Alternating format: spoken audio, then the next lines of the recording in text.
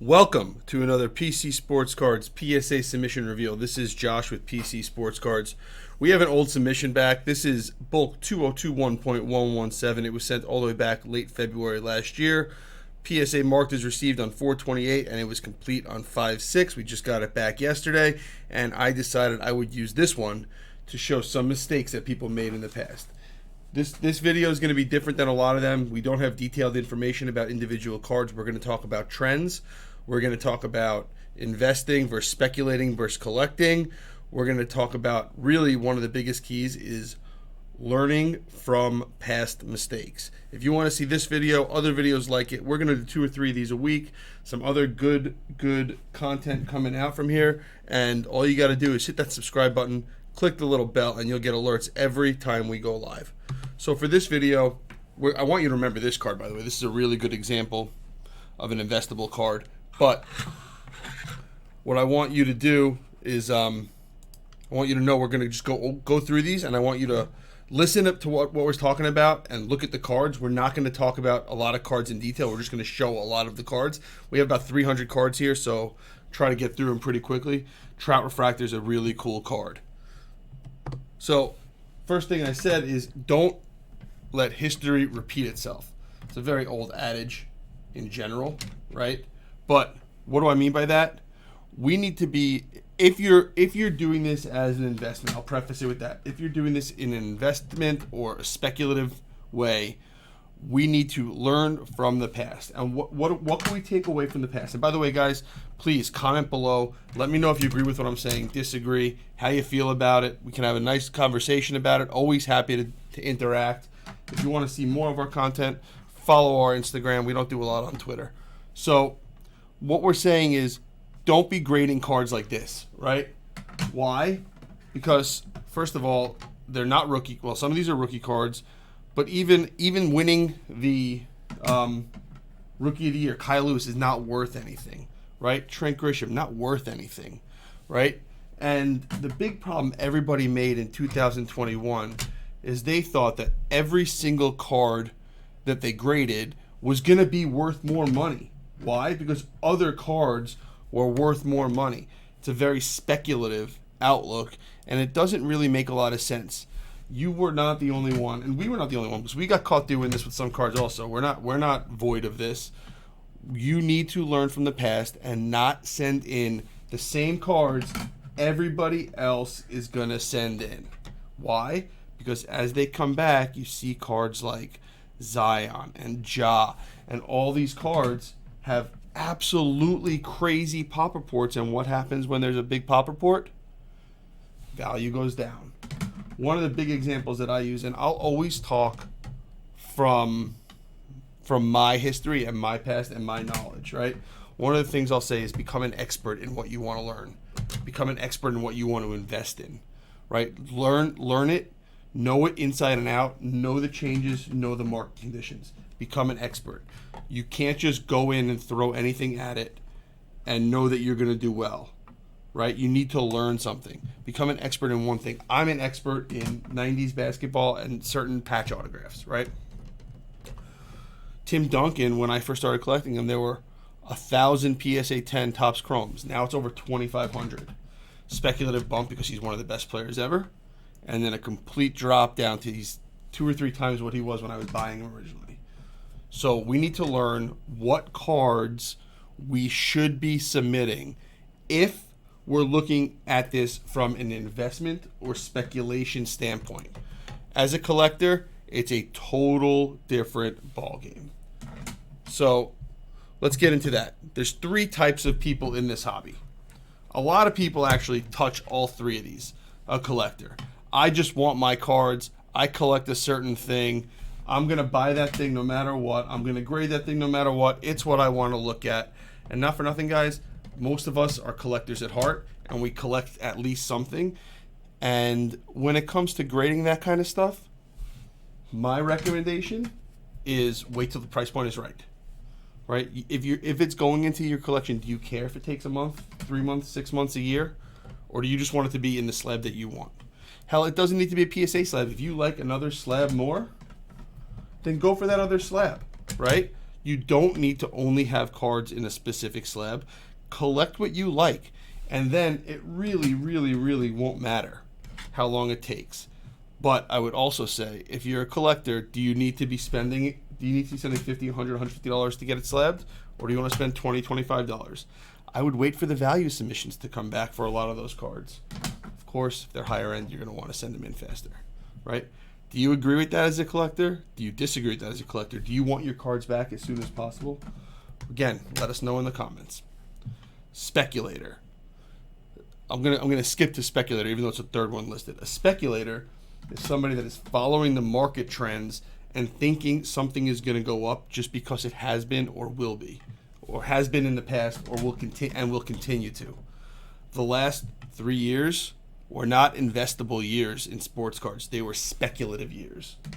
When you see massive growth, every card going up day in, day out, that is pure speculation. If we want to compare it to investing in stocks, it's like investing in heavy growth stocks, like Roblox, for example, or Peloton when it got super hot. They have a lot of forward momentum. You get in on them, and if we look at those stocks now, Roblox was $130 4 months ago, $25 or $30 a share. Peloton was $120 a couple months ago, $15 a share. What changed? COVID stopped being as big of a deal. People were going and doing other things. Right now we're seeing a little bit of fiscal tightening from the government. So speculative things that don't have a lot of intrinsic value behind them or actual value behind them are the first things to come down because there's no real value, right? Just so we're clear, in my opinion, any card of a rookie or any high-end card from the last 5 years is a speculative buy, right? Because you don't know what's going to happen. Derrick Rose was a superstar in his first couple of years. Then injuries happened and never the same. Everybody thought he could have been a no-brainer Hall of Famer after the first couple of years. No chance now. That was the same with Grant Hill, right? That was the same with Penny Hardaway. So injuries play a big deal in that. We got Randy Arozarena, right? Look at all these guys that I'm showing right now. Luis Robert. What did we say about Luis Robert last year? Don't grade it. Don't grade his Topps Chrome. Don't grade his Topps Chrome. What happened? $150 to $25. So retail foil, I think this is numbered of 264. So speculators are more or less following the market trends and expecting guys to go up based on modern performance, right? Of course, when you get a guy like Luka who's hot, or a guy like Ja, or a guy like Tatum or Giannis right now, those guys are hot as hell, and the speculation is there, and that market's going to go up. The problem with speculation is as fast as it goes up, it can come right back down. We saw that with Duncan. We saw that with Kobe. We saw that with all of these baseball players. And guys, we'll revert back to this before. Everybody seeing the same thing and jumping on board caused it, right? You weren't the only one that wanted to grade Yordan Alvarez base chrome. You weren't the only one that wanted to grade Dominguez paper base, right? And look at Dominguez, by the way, the report that just came out that said he's having a worse year this year in low A baseball, right? So is there high upside on speculation? Sure. That's where your biggest wins are going to be sometimes. We're not saying don't speculate. Speculation is huge if you're trying to make big returns fast. But if you're trying to invest in assets being cards in this case, that should go up over time, they may not be the best thing for you from a risk profile, right? That's what we're saying. And by the way, I'm reading a book about investors and speculation, so a lot of this is just flat on my head right now. So if you guys have any recommendations for books on investing or on speculation, how to pick stocks and stuff like that, or just general finance, let me know. I'm into all that stuff right now. I'm reading The Intelligent Investor by Benjamin Graham. It's one book that Warren Buffett recommended reading about investing, so figured he's a good source of recommendation. So So that's where a lot of this is coming from in my brain right now. I actually couldn't sleep last night thinking about doing this video. Jack Hughes. I'm happy to be back. So an investor is looking for value, and an investor is looking for something that is secure with upside, right? So what kind of players do we think are secure with upside? Trout, 10-year, 3 MVPs, potential 4th MVP this year, definite Hall of Famer, value. Brady, talking about Brady. I mean, you can look back at our video from last year that was the move to greatness, and you're going to see a lot. We're going to say a lot of the same things in a little bit of a different way. Like, I don't know hockey, I definitely don't know who they are, right? But you're going to want to move to those kinds of cards. Duncan, Kobe, Jordan, all of those guys that are going down right now, to me, I said it in the last video, all of those guys are buys. By the way, I put my money where my mouth is. I was bidding on a Planet Metal Jordan last night that I lost out.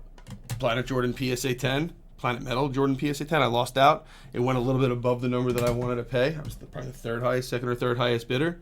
But I'm definitely on board for cards like that because they are hard to grade, so they're rare. So people can't just unload the market on them. They're cool inserts that have a lot of value to people like me and a lot of people that grew up on cards that are in their late 30s, early 40s that have money to buy. One of the best players ever, if not the best player ever. I'm not going to get into that argument now. It's just not worth it. But that's the type of investable player. Yes, this is not saying only buy vintage Hall of Famers. That's not what I'm saying. This is also talking about what to send into grade.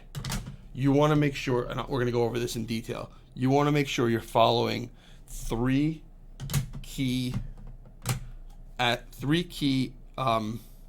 ideas, I guess, or attributes to picking a card to send in for grading. There are definitely 3 keys.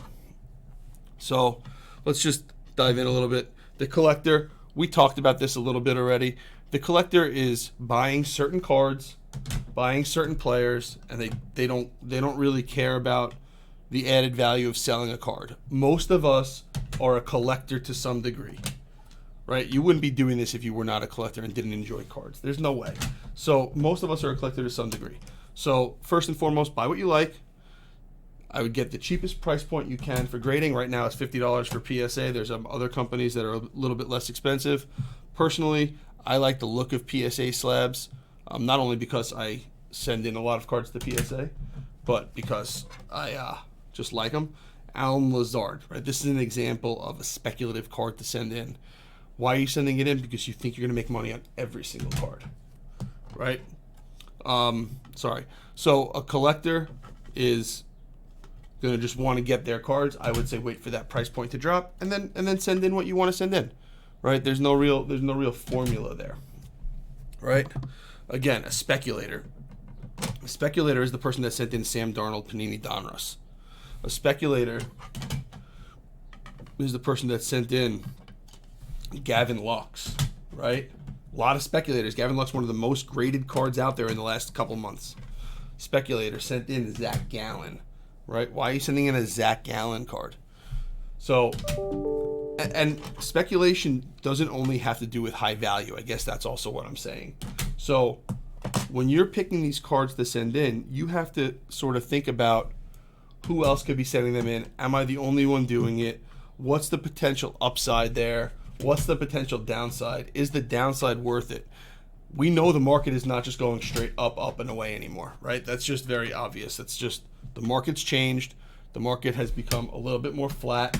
It's not just going up, and up. So we got to be picky. Trout, to me, Trout is one of the ideal targets to send cards in. You have to be picky, though. All right, now we're going to get to the fun part of this. We have about probably 200 cards, so a lot of talking left. I'm sorry, it ends up being rambling sometimes, and I know that I go back on the same topic every once in a while, and I say the same thing over and over again, but a lot of this is really important to hear over and over again, because we're here to educate you on how to pick cards to send in when you're sending cards in for a reason that is other than being a collector, right? If you're a collector, like we said, just send in what you want to send in. If you're either of the other two, if you're an investor or a speculator. That's what this is for, really. So, again, we got another Trout Refractor PSA 10. So that checks all of our buckets for cards to send in, by the way, right? This kind of card. So, what have we learned? We have learned that, oh, that's really dark. Okay, let me see if I can move this over so we can see that better. There we go. Okay, cool. All right. So, we have learned, first and foremost, you must pick the player, right? So, Mike Trout, proven, and we're talking mainly about as an investor. We will also touch on as a speculator, right? So Mike Trout, perfect example of a guy to send in. Why? Mike Trout was a rookie in 2011. He's got a decade of performance. He's still playing, so he still has upside. He's a very desirable player because everybody likes Mike Trout. There's nobody that I know out there that has something negative to say about Mike Trout. He's not Manny Machado. He's not Bryce Harper. When you look at baseball, he is the face of the league. So that's a guy we're picking. Now, as a speculator, I'd pick a guy like Acuna. This card has top edge issues, lots of issues there. But, as a speculator, I would pick that. Sean Murphy, I would never pick to send in. This is the type of player that, even if you're getting a 10 on that card, this submission was $15 a card. I'm going to guess you're losing money as a 10 right now. Joey Bart, he's a catcher. I don't know many catchers that have ever been successful when it comes to the card hobby. Kyle Tucker, I know one of my friends is big on Kyle Tucker, but still, he might be a decent speculative player. But then we're going to get to topic number 2, which, invest in the brand, right? Is Bowman's Best really the card you want to be sending in? Right? Do you want to send that in, or do you want to send Topps Chrome in? Do you want to send Bowman Chrome in? So I would recommend these are the first two key parts of it, right? Pick the player, pick the card. Or the brand. So the player, I'm not sending in Dylan Carlsons of the world. I'm not sending in Joey Barts of the world. I'm not sending in Kristen Pashes of the world. Why? Because I am looking for, even if it's not a huge return, I'm looking for a very strong positive return on my money. Because in this hobby, a positive return on this money is better than nearly any investment that you make. Okay? So what I mean by that is we can use that Trout Refractor as an example. That card, I looked it up. That's one of the few cards that I actually looked up before doing this. That card is about an 80 to 90% PSA 10, and the rest of the time it's a PSA 9. The refractor. I'm talking specifically about the refractor. That card is generally a good grading card. It sells for $10 raw. A PSA 9 sells for about $40 to $50, and a PSA 10 sells for about $75 to $100. So, do I think you should be grading that card at $50? No. But hell, if I could stack a bunch of those up, refractors and better parallels, and send them in at $25 a card, I could do that all day, right? Say I hit my 80% on 10 cards. I spent $100. I spent $250 on grading. I spent $350. I hit 8 PSA 10s at the worst case scenario of $75 minus fees, $70. I'd get out of it maybe 65. Call it 65 for argument's sake. 8 times 65, still over $500. So I'm plus 150. Probably looking at 3 to 6 months. I'm plus 150 plus the other 2 cards, so I'm plus 250 on 350. So I'm almost doubling my money in under 6 months. All right, we got a bunch of Simeon Woods Richardson, so I know I'm going to skip a lot of that. You name me an investment. So we have all of this as Simeon Woods Richardson, by the way. You name me an investment that I can make in the stock market, that I can make a nearly 50% return, nearly double my money in under 6 months. Please, if you know one, comment. I'd like to know what it is. And what I'm saying about that is not speculation. That's an investment because you're buying the best player. There's no risk. There's always a risk. I'm never going to say there's no risk. There is a very little risk of his value dropping more. We've already seen a huge spike and a huge drop. So it's a very secure base value right now. And the market is there to make money on it. The market is there. There's 600 of those cards graded. Even if we saw that number double, we would lose maybe 20% in the value. So we're making, at that point, we'd be making 50% on our money in 6 months. Christian Javier Rainbow Foil, the card's probably a 99-cent card. Is a PSA 10 less than $10? A lot of these cards, by the way, are going from grading to consignment because people want to get as much money out of them so they could reinvest in something else. A lot of these people are not taking a lot of money out of their pocket to pay for these $15 grading cards. Again, Spencer Howard, not a card that we would send in. Topps is definitely a brand that we would send in. So what brands are we sending in? If it's me, I'm sending in Topps. I like Topps paper, right? Tough grade. I like Topps Chrome. I'm sort of okay with best if you're looking at the best players. And then more on the basketball football side, I'm sending in Prism Optic Select. And I'm not sending in base cards, guys. Guys, you can get some kind of parallel for not so much more money and lower your competition. There's not going to be 5,000 refractors that are graded. There's not, right? There's going to be 20,000 base cards, and there's going to be 800 refractors, 1,200 refractors. So you'll be able to, you're spending a little bit more money, no question about it. But if a base card is $3 and a refractor is $10, is that difference going to make or break you? No. But the upside is totally different. So what are we taking out of this? So the keys we want you to take out of this are buy the best players that have a proven track record. Basketball, we're talking Giannis. We're talking LeBron. We're talking Kobe. We're talking Jordan.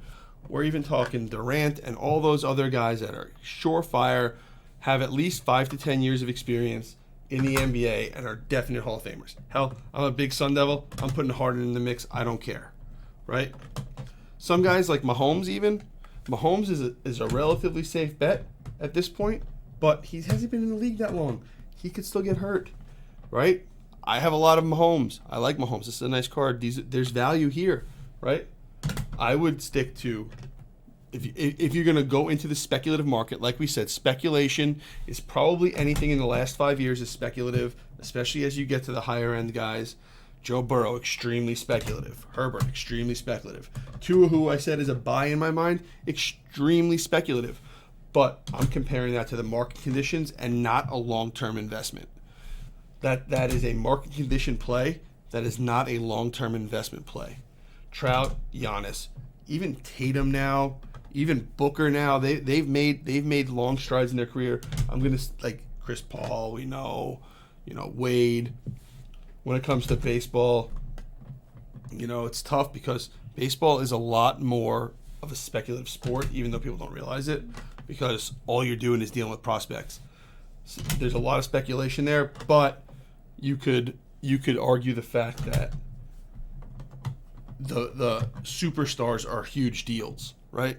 For example, I think you can get, we sold our Verlander red auto, and it was like 25 grand, but I think the most recent, we had a Torkelson red refractor auto sell. It was 110 grand. The guy hasn't been in the league for a year, and Justin Verlander's first ballot Hall of Famer, right? Tough to invest in that though, because is there going to be upside? So I would avoid stuff like that anyway. But it's pitchers, but like J.K. Dobbins, Donruss, this is a prime example. Learn from the mistakes of the past. We don't need to be grading cards like this. Let somebody else do that. Take your money and buy something else.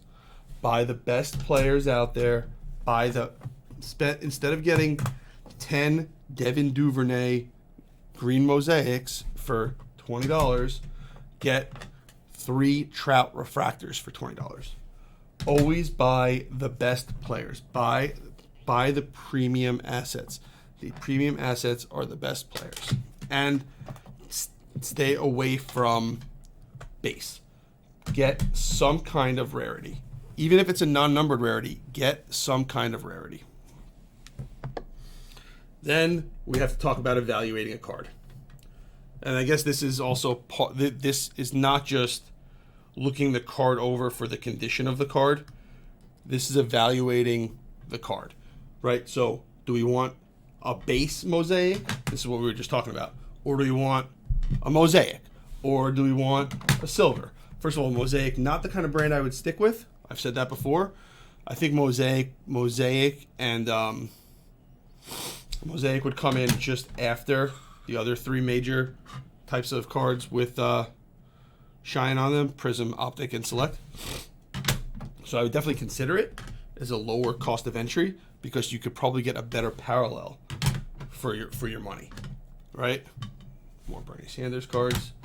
So first step is evaluating the card that you're getting, right? Is picking the type of card, right? Not only the card, but the type of card. Like, we said this a lot. Don't buy Hoops Premium stock. Don't send in Hoops Premium stock. Everybody's sending it in. What happened, guys? You guys know what happened. We could talk about it. But Hoops Premium stock overloaded at PSA. Absolutely zero value in grading these cards. So, like, Dylan Windler, Silver Prism Premium stock, wasted $15 grading this card. Right? Wasted. So, again, I would say if you're a basketball guy, stick to the premium player on the premium teams.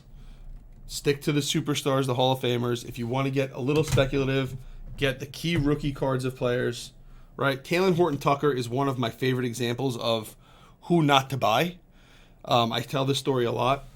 I was looking for some more Magic Johnson patch autos, and somebody had a Taylor Horton-Tucker Prism rookie sticker auto available, and they wanted the same price as an iMac game used patch auto of Magic. And that is when it just clicked for me, right? That was the clicking moment for me. Like, what the F is going on here? Why?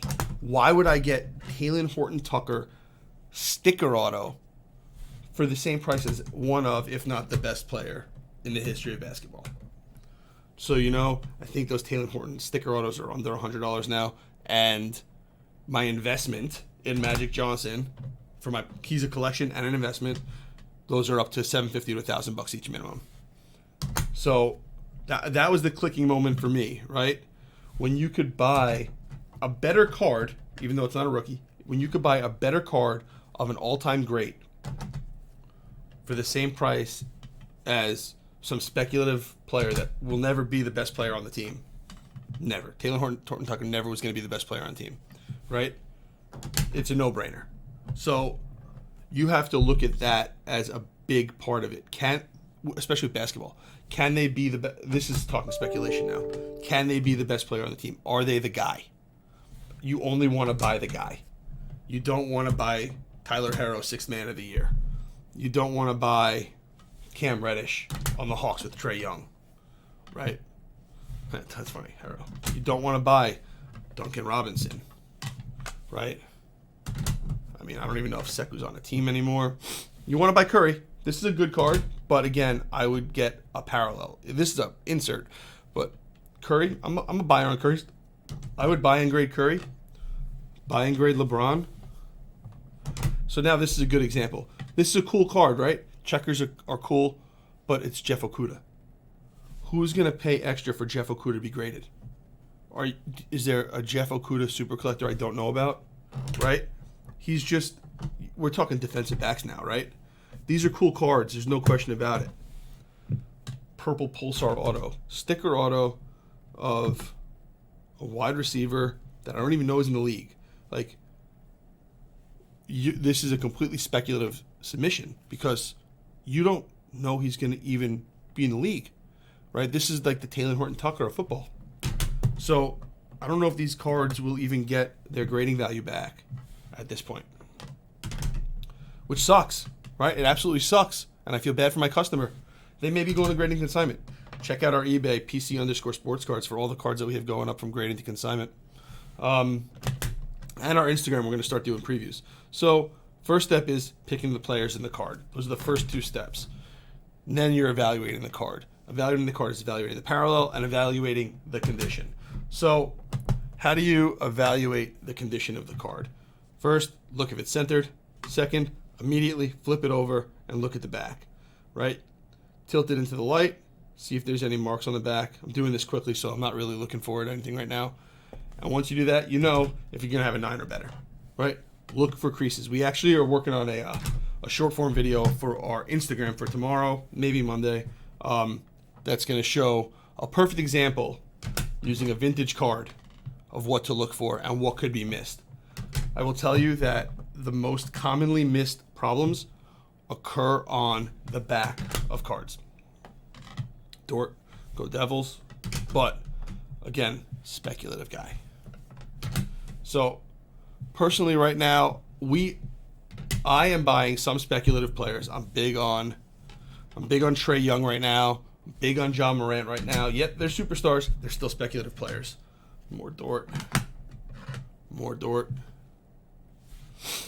So, but I'm more looking for investable players. We've been buying Brady. We've been buying Durant. We've been buying LeBron. We've been buying the Trout. That's our main purchases in the last 3 to 6 months have been first ballot, potentially, most likely, what's the word I'm looking for here? Most likely 100% votes, first ballot Hall of Famers. That's what we're buying. Why? That's what the market, that's the safest play for both short-term and long-term value. Just the safest play. John Collins, again, he's not the guy. So what I want you guys to take out of this is, first of all, look through all these cards. There's some stuff you should be grading, some stuff you shouldn't be grading. Learn from your mistakes and learn from other people's mistakes, right? You have to learn from their mistakes and your mistakes so you don't make the same one. So in conclusion, we are buying not common superstars, Hall of Famers to grade. That's what we're buying right now, right? We're buying raw or graded personally. But if you're looking to start investing longer term in these kinds of cards, you may not make as much, right? If you bought Burrow last year, you bought Herbert last year, you could have bought cards for $300, $200, and they could be worth thousands now. There are cards, if you had the money and you were buying NT, you were buying NT RPAs for 20 grand, they're 100 grand now. You were buying Prism for 300, it's still 300. You were buying Prism Colors for 1,200, those are 3,000 or 4,000. So you have more safety in high value cards, even though they're more expensive, because not everybody can send them in. There's just too many base cards coming back. So pick the player, superstars. Pick the brand. We're talking premium brands. We're talking the Prism, the Selecti, Optic, Topps Chrome, Bowman Chrome, stuff like that. We're talking parallels. We're not talking base cards because we want to be one step above the people that are sending in the base cards.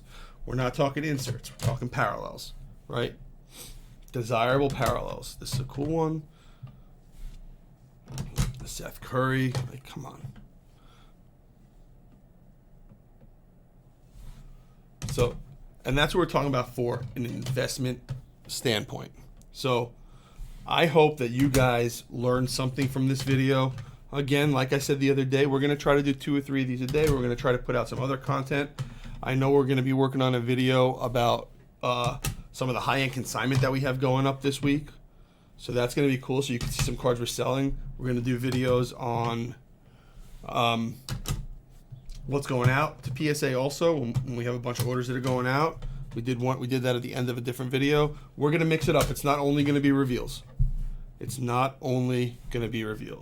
But I know that we're getting to the end, and I was excited for the end because this is, as many of you that have watched a lot of the videos know, these are what I tell you specifically not to buy. Do not buy Prism Draft. Do not buy college uniforms. Nobody cares.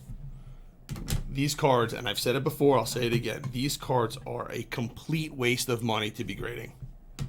An absolute waste of money to be grading. Do not do it. Do not waste your money. If you collect it, cool. Not going to say don't buy it if you collect it. If you think it's cool and you're a big Kentucky guy or you're a big Duke guy or a big ASU guy like me, it's cool, fine. But if you're anything other than that, your two options are buy it early, grade it early, sell it fast, so use it as speculation. But if you're buying it as an investment, do not do it. Do not do it. Again, guys, hit that subscribe button. Click the little bell to get alerts.